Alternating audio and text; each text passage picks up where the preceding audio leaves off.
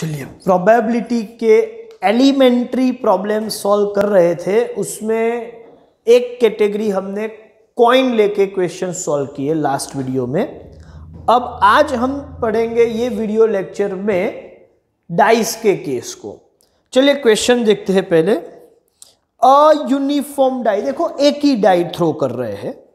A uniform die is thrown at random, find the probability that number on it is. अब ये बहुत ही simple question है, लेकिन फिर भी मैं इसको सॉल्व करूंगा just for the purpose of presentation, और कुछ नहीं, क्योंकि एक डाई है तो हम ओरली भी आंसर दे सकते हैं, फिर भी प्रेजेंटेशन के लिए हम ये सॉल्व करेंगे। So number on it is 2, number 2 odd number, number 3 greater than 2, number 4 less than 3। चलिए प्रेजेंटेशन इस तरीके से जाएगा। Let you be the sample space, और डाई का केस है तो एन ऑफ यू क्या होगा 6, लेकिन एक ही डाई है तो 6⁻1 मतलब 6। उसके बाद रिक्वायरमेंट पे आ जाते हैं।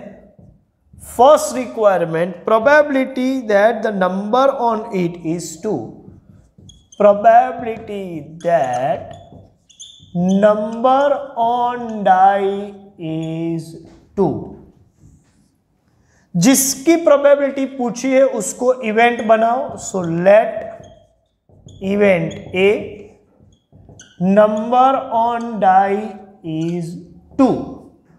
तो ए में कौन सा मेंबर आएगा, तो आप बोलोगे सर एक ही मेंबर आएगा 2, तो एन ऑफ ए हुआ 1, तो probability of A is N of A divide by N of U 1/6।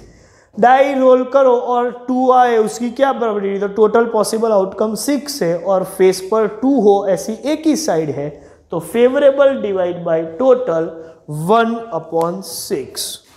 चलिए आगे बढ़ते हैं। सेकेंड रिक्वायरमेंट है odd number. Number 2, probability that और probability of getting odd number on the face of die. चलिए उसको मैं बना देता हूं event B. Let event B getting of odd number. तो ऑड नंबर में कौन से ऑप्शन है, डाई के केस में ऑड नंबर 3 होते हैं, 1 3 5, तो बी में आएंगे 1 3 5 और एन ऑफ बी हो गया 3। So probability of B is N of B divide by N of you.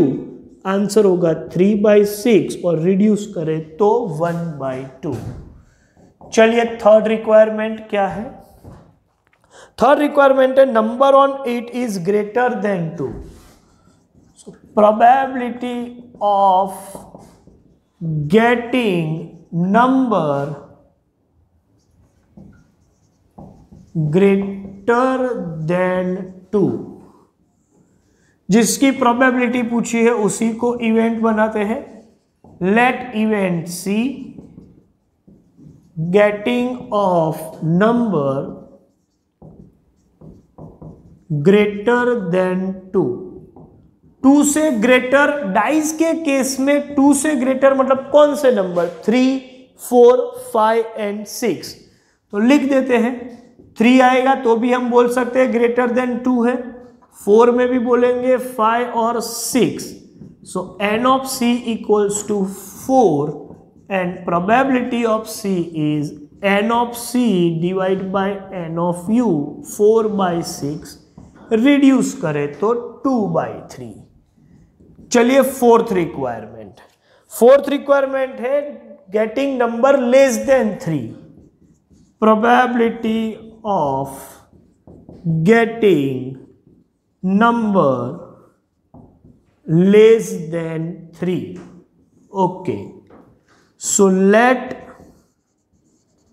Event D, जिसकी प्रोबेबिलिटी पूछी है पहले उसको इवेंट में कन्वर्ट करो। So getting of number less than 3। तो 3 से लेस डाई के केस में कितने नंबर है? 2 ही नंबर है, 1 and 2। तो डी में जो मेंबर आएंगे वो है 1 and 2। So n of d equals to 2, but our question is probability of d, which is n of d upon n of u। तो आंसर होगा 2/6, रिड्यूस करें तो 1/3। सो वेरी सिंपल क्वेश्चन, आप देख सकते हो कि ये हो गया। एक और क्वेश्चन भी सॉल्व करेंगे, ठीक है, बाद में होमवर्क डिस्कस करते हैं। क्वेश्चन है, देखो अभी एक नहीं 2 डाइज है।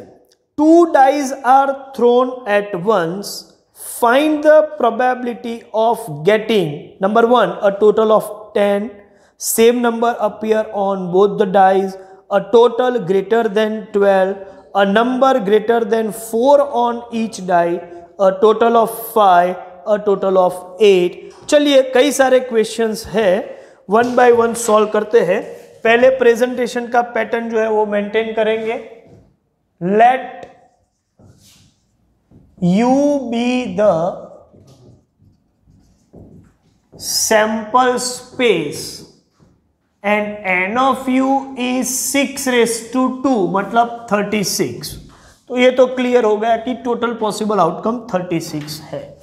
और अब रिक्वायरमेंट पे आ जाते हैं। फर्स्ट रिक्वायरमेंट क्या है? Getting a total of 10। मैं लिख रहा हूं प्रोबेबिलिटी दैट, टोटल मतलब समेशन, तो मैं लिख रहा हूं सम इज 10, और जिसकी प्रोबेबिलिटी पूछे उसी को इवेंट बना दो। So let event A the some is 10। अच्छा, अब पॉइंट ये है कि सम इज 10 का मतलब क्या है? इसका मतलब है कि आप जब 2 डाई रोल करते हो तो दोनों डाई पर जो नंबर्स आ रहे हैं वो नंबर्स का टोटल जो है, फर्स्ट डाई और सेकेंड डाई दोनों डाइस के नंबर्स का जो टोटल है, फेस पर जो नंबर है उनका टोटल वो 10 होना चाहिए। क्योंकि एक डाई से तो कभी 6 से ज्यादा नंबर आ ही नहीं सकते, लेकिन 2 डाई जब आप रोल कर रहे हो तो समेशन जो है वो 10 होना चाहिए। तो कब 10 होगा सर? वो तो आपको पता है कि 5 आएगा या 4 6 आएगा। देखो, हम हैफेजर्ड नहीं लिखेंगे, ये तो काफी छोटा है। सम इज 10 के लिए बहुत सारे आउटकम नहीं हो सकते, लेकिन कोई और नंबर हो तो आउटकम्स काफी ज्यादा हो सकते हैं। तो ऐसे केस में हमेशा एक पैटर्न फॉलो करो, तो कभी भी आपको डाउट नहीं रहेगा कि all the outcomes have been covered, yes, and no outcome is missed out, yes, and there is no duplication of same outcome. तो ये सब चीजें बिल्कुल क्लियर रहे, उसके लिए हम एक पैटर्न फॉलो करेंगे। जैसे कि सम इज 10 मुझे लाना है, तो मैं ए में कौन से मेंबर रखूंगा? तो फर्स्ट डाई पे हम पहले लोएस्ट पॉसिबल नंबर रखेंगे और सेकेंड डाई पे हाईएस्ट। आप किसी और पैटर्न से भी जा सकते हो, लेकिन मैं ये इंसिस्ट करता हूं कि आप इस तरीके से जाओ। तो फर्स्ट डाई पे लोएस्ट पॉसिबल नंबर रखेंगे तो 1 आएगा, और सेकेंड डाई पे हाईएस्ट नंबर रखेंगे तो 6 आएगा। लेकिन 1/6 का टोटल जो हो रहा है वो तो 7 हो रहा है, लेकिन मेरा टारगेट टोटल 10 है। इसका मतलब मुझे टोटल बढ़ाना है तो नंबर्स जो है उसकी वैल्यू बढ़ानी पड़ेगी। लेकिन सेकेंड डाई पर तो हम हाईएस्ट लेवल पे जा चुके, उससे तो आगे बढ़ नहीं सकते। तो चलो नंबर फर्स्ट डाई का जो लोएस्ट है उसका नंबर बढ़ाते हैं, 1 को छोड़ के 2 लिखते हैं। तो 2 जब लिखेंगे तो 2 6 टोटल 8 हो रहा है। लेकिन मेरा टारगेट 10 है, और भी आगे जाना है। यहां तो हमारी लिमिट आ गई है, नहीं जाएंगे तो यहां जा रहे हैं 3 6, तो भी टोटल 9 हो रहा है। और आगे बढ़ो तो उसके बाद आ रहा है 4 6। हाँ, 4 6 का टोटल 10 मेरा टारगेट अचीव हो गया। इसका मतलब मेरा फर्स्ट एलिमेंट, मैं इसी को फर्स्ट एलिमेंट मान के चलूंगा। तो जहां टारगेट फर्स्ट टाइम अचीव हो, मतलब फर्स्ट डाई पे लोएस्ट नंबर और सेकेंड डाई पे हाईएस्ट नंबर रखने से ऐसी कौन सी सिचुएशन है जहां पर टारगेट टोटल मैच हो रहा है? तो लोएस्ट 4 हाईएस्ट 6 ऐसा रखेंगे तभी 10 होगा। तो ये मेरा फर्स्ट आउटकम होगा। तो फर्स्ट आउटकम 4 6। एक बार फर्स्ट आउटकम आ गया फिर कोई डरने की बात नहीं है। देखो हमें समेशन मेंटेन करना है 10, टारगेट 10 मेंटेन करना है। अभी टारगेट 10 मेंटेन करना है 2 वैल्यू का, तो एक वैल्यू में बढ़ाऊंगा तो कंपलसरी दूसरी वैल्यू मुझे कम ही करनी पड़ेगी, क्योंकि मैं टारगेट टोटल जो है वो डिस्टर्ब करना नहीं चाहता। तो 4 का मैं 5 करूंगा तो कंपलसरी 6 में से एक रिड्यूस करके वो भी 5 करना पड़ेगा, तभी 10 होगा। इसका मतलब लेफ्ट साइड पे फर्स्ट टारगेट अचीव हो जाने के बाद लेफ्ट साइड से या फर्स्ट डाई जो है उसमें एक बढ़ाते रहेंगे और सेकेंड डाई में से एक कम करते रहेंगे, टोटल मेंटेन होगा। तो 4 6 के बाद ये आएगा 5 5। अब इसमें भी ये लोअर साइड पर या लेफ्ट साइड का 5 में एक बढ़ाएंगे तो 6 हो जाएगा। तो हायर साइड का जो 5 है, अपर साइड का या राइट हैंड साइड का 5 है, उसमें एक कम करेंगे तो ये 10 हो जाएगा। इसके बाद भी आगे जाए तो 6 का 7 और 3, लेकिन डाई के केस में तो 7 होता ही नहीं है। इसका मतलब इससे आगे आप जा ही नहीं सकते, क्योंकि मैक्सिमम नंबर 6 है। अच्छा, आप ऑटोमेटिकली रुक ही जाएंगे। Once you stop you can say all the outcomes are there. अभी कोई आउटकम बाकी बचा नहीं है, ये गारंटी हो गई। आप आगे जाना चाहते हो, लेकिन डाई के केस में 7 हो ही नहीं सकता है। 3 तो हो सकता है, लेकिन ये आउटकम ही पॉसिबल नहीं है। इसका मतलब आप रुक जाइए, और जहां पर आप रुक गए हो वहां पर आउटकम का लिस्ट भी खत्म हो चुका है। तो आप समझ के चलो कि सभी आउटकम्स हमने लिख लिए। अब सिर्फ मैं n ऑफ a लिखूंगा, और n ऑफ a है 3, लेकिन मेरा टारगेट है p of a, that is n of a upon n of u। ये होगा 3/36। रिड्यूस लेवल पे करके लिखना है तो 1/12। तो first question completed. Second question क्या है? सेकेंड क्वेश्चन है same number appear on both the dice. चलिए तो वो भी लिख लेते हैं। Second requirement, probability that same number appear on both the dice। ठीक है, जिसकी प्रोबेबिलिटी है उसी को इवेंट बनाओ। तो ये हो जाएगा let event B same number appear on both dice. चलिए तो सेम नंबर दोनों डाइस पे, मतलब फर्स्ट डाई पे 1 हो तो सेकंड पर भी 1, 2 हो तो 2, 3 हो तो 3। तो आउटकम ही इस तरीके से मैं लिखूंगा, b इक्वल्स टू 1 1 2 2 3 3 4 4 5 5 6 6। तो टोटल n ऑफ b कितने आउटकम हुए? आप बोलोगे सर 6 आउटकम हुए। सो probability of b is n of b upon n of u mean 6/36, और रिड्यूस करके लिखे तो 1/6। चलिए थर्ड रिक्वायरमेंट भी देख लेते हैं। थर्ड रिक्वायरमेंट है a total greater than 12। Okay, तो third requirement, probability that sum is greater than 12। Okay, तो जिसकी प्रोबेबिलिटी पूछे पहले तो उसको इवेंट बना दो। So let event C sum is greater than 12। अच्छा, डाइस के केस में 2 डाई का टोटल मैक्सिमम नंबर भी रखे तो 6 6 मतलब 12 होगा।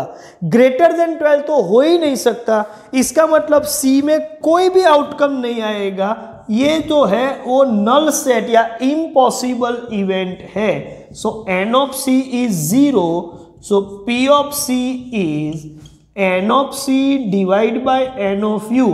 0 अपॉन एनी वैल्यू, आंसर तो 0 ही रहेगा। तो ये थर्ड रिक्वायरमेंट भी हो चुकी। फोर्थ क्या है? फोर्थ है a number greater than 4 on each die. Okay, तो fourth requirement, probability of getting number greater than 4 on each die। दोनों डाई पे जो नंबर है वो ग्रेटर देन 4 होना चाहिए। ठीक है, तो पहले तो इसको इवेंट में कन्वर्ट कर देते हैं। Let event D getting of number greater than 4 on each die। देखते हैं डी में कौन से ऑप्शन लिख सकते हैं। दोनों डाई पे 4 से ग्रेटर मतलब 5 या 6, लेकिन दोनों डाई पे 5 या 6 होना चाहिए। तो सपोज फर्स्ट डाई पे 5 हो तो सेकेंड डाई पे 5 भी चलेगा या 6 भी चलेगा। तो 5 को मैंने फर्स्ट डाई पे फ्रीज कर दिया और दो ऑप्शन बन सकते हैं सेकेंड डाई पे के 5 5 5 6, या तो फर्स्ट डाई पे 6 हो तो दोनों ऑप्शन मतलब 6 5 6 6। तो ऐसा करके आप बोलो तो n ऑफ d हो जाएगा 4। सो probability of d is n of d divided by n of u, so finally 4 by 36 1 by 9। चलिए फिफ्थ रिक्वायरमेंट है total of 5। Okay, so probability that sum is 5। इसी को इवेंट में कन्वर्ट कर देते हैं। Let event e sum is 5। 5 के लिए हमारा रूल वही है, पहले लोएस्ट नंबर 1 और हाईएस्ट नंबर 6, लेकिन 1 6 तो 7 हो रहा है, मुझे रिड्यूस करना पड़ेगा। तो 1 से तो रिड्यूस नहीं होगा, तो अपर साइड से 6 का मैं करूंगा 5, तो 1 5 का टोटल भी 6 हो रहा है, तो मैं करूंगा 1 4। तो पहला जो मेरा सेट हो रहा है आउटकम वो है 1 4। पहली डाई पे लोएस्ट नंबर और दूसरी डाई पे हाईएस्ट पॉसिबल नंबर जिससे समेशन 5 हो वो 1 4 है। अब क्या करना है, लेफ्ट साइड से एक बढ़ाओ, राइट साइड से एक कम करो। तो 1 4, 1 से एक बढ़ाएंगे तो 2, लेकिन 4 से कम करेंगे तो 3, मतलब 1 4 के बाद 2 3। अब 2 में एक बढ़ाएंगे तो 3, लेकिन 3 में से एक कम करेंगे तो 2, फिर से 3 में एक बढ़ाएंगे तो 4 और 2 से कम करेंगे तो 1। इससे आगे जाना हो तो 5 0, लेकिन डाई में 0 तो होता ही नहीं है, मतलब ऑटोमेटिकली आप रुक जाएंगे और यहां सभी आउटकम्स भी हो चुके। तो टोटल कितने आउटकम हुए, आप बोलोगे n of e is 4। So probability of e is n of e divide by n of u, 4 by 36 1 by 9। उसके बाद सिक्स्थ रिक्वायरमेंट है टोटल ऑफ 8। ठीक है, प्रोबेबिलिटी दैट सम इज 8। चलिए पहले इसको इवेंट में कन्वर्ट कर देते हैं। Let event f sum is 8। फिर से वही टेक्निक, 8 के लिए पहले 1, लोएस्ट नंबर 1 और हाईएस्ट 6। 1 6 का टोटल तो 7 हो रहा है, मुझे आगे बढ़ना है, 6 में तो आगे बढ़ नहीं सकता, तो 2 6। 2 6 से 8 का क्राइटेरिया एग्जैक्टली फॉलो हो रहा है, 2 6। तो ये मेरा फर्स्ट नंबर और फर्स्ट आउटकम। अब क्या करेंगे, लेफ्ट हैंड साइड से एक आगे बढ़ाएंगे और राइट हैंड साइड से एक कम करेंगे। 2 6 तो ये हो जाएगा 3 5, फिर 4 4, फिर 5 3, फिर 6 2, और उसके बाद आगे बढ़ना हो तो 7 1 होता है, लेकिन 7 तो डाई में आएगा नहीं, मतलब इससे आगे हम जा नहीं सकते, तो यहां रुक जाते हैं। ये n ऑफ f कितना होगा, 1 2 3 4 5। Okay, so probability of f is n of f divide by n of u, तो 5 by 36। तो सभी क्वेश्चंस के आंसर आ गए हैं। ठीक है, आप एक बार ऐसा हो तो इसका स्क्रीनशॉट भी ले लो। ठीक है, और आपकी नोटबुक में लिखना है आपको। चलिए इसका स्क्रीनशॉट ले लीजिए, ठीक है। होमवर्क है क्वेश्चन नंबर 36 तक, अप टू 36 होमवर्क, ठीक है। Thank you very much.